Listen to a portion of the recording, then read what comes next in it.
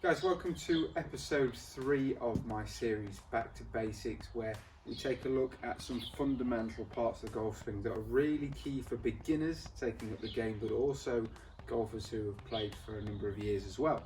And this week we're going to be looking at something that is really key to playing good, consistent golf.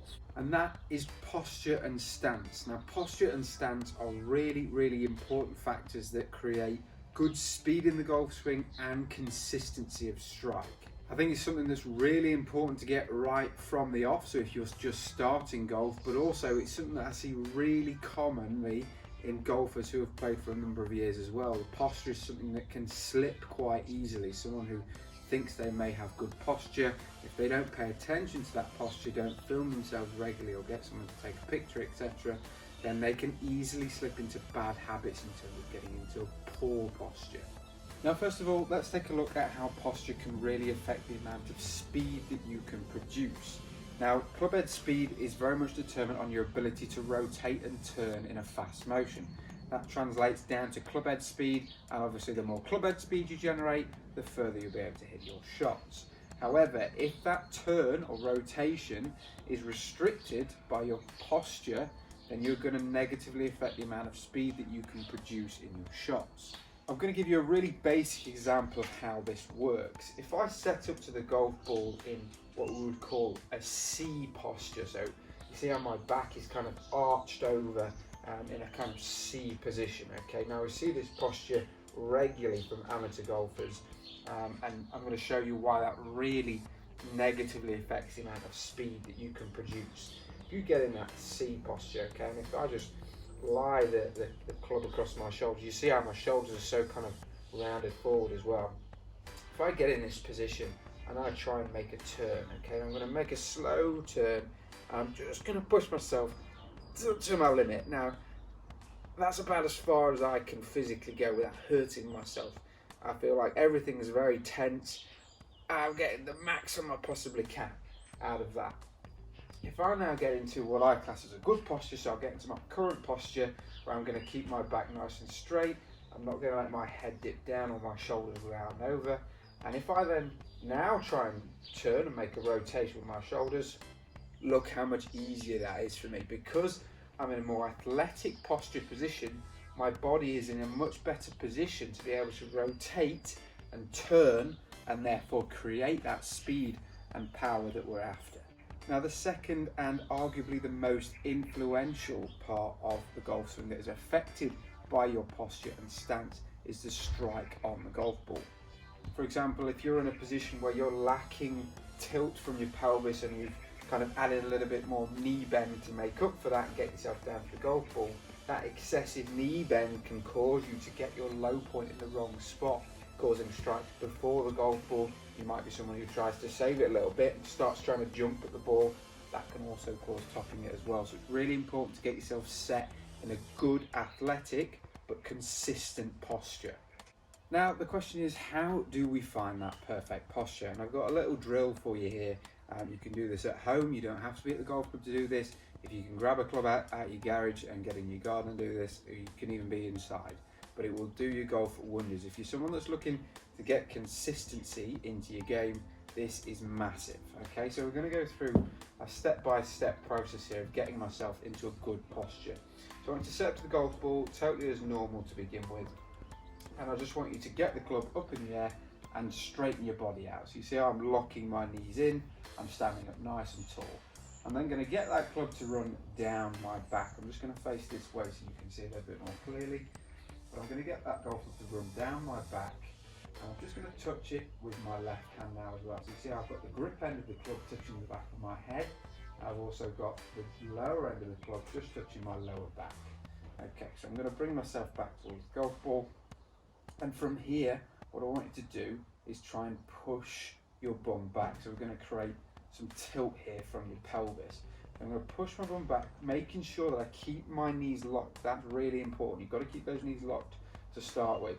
So I'm going to push my bum back, which is going to create that tilt from my pelvis. And you should start to feel a little bit of tension in your hamstrings. That's totally normal. And just don't take it too far. Don't go to the point where you're going to hurt yourself. But just where you start to feel that little bit of tightening is ideal. Okay?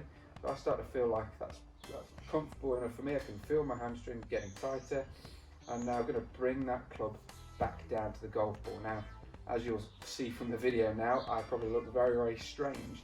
I'm going to do my last part of this drill, which is going to make it look totally different. And that's all I'm going to do is unlock my knees, and this is really key.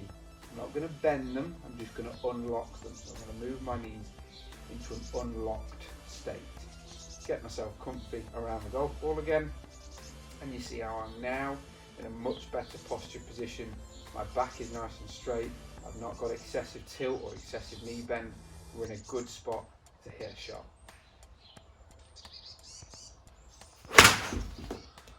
Now that's posture covered. Now let's look at stance. So stance refers to kind of how you're going to position your feet.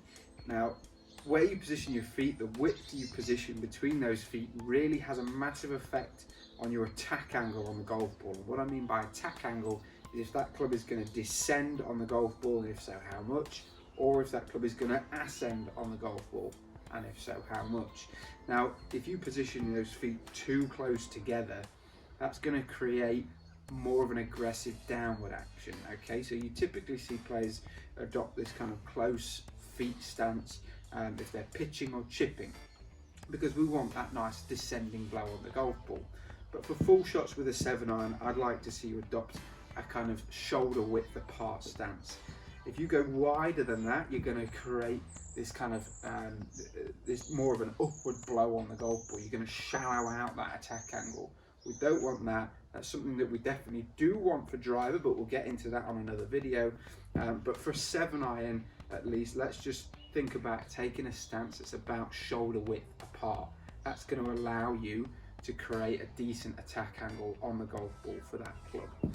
Now, obviously your stance is going to change in relation to the golf ball based on what club you're using. And again, this is something we're going to cover in more detail in a video later on, where we're going to look at where that ball is going to be positioned within your stance according to what club you have in your hand.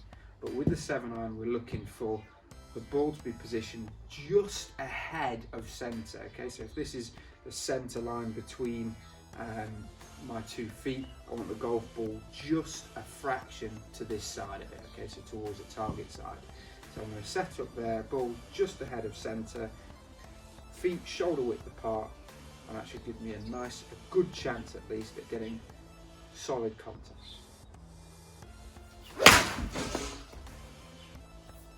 Just to clarify, that wasn't me breaking something else, that was the dog bowl falling in the living room. But guys, as I said, this is really, really good stuff, especially for beginners, but also, you know, golfers who've played for a number of years. I see so many golfers, you know, worrying about things that aren't really worth worrying about. They're thinking about, you know, the position of their club at the top of the backswing, their swing plane, and, you know, they're thinking that's relating to their lack of consistency within their golf game.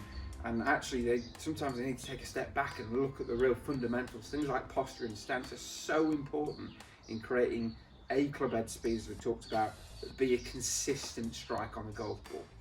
Guys, if you enjoyed the video, please do smash that like button. If there's something you'd like me to cover that you're struggling with in your game, then please do comment down below. If you haven't already, then please do subscribe to my channel and tick the notification bell. That will make sure that you don't miss any future golf related content.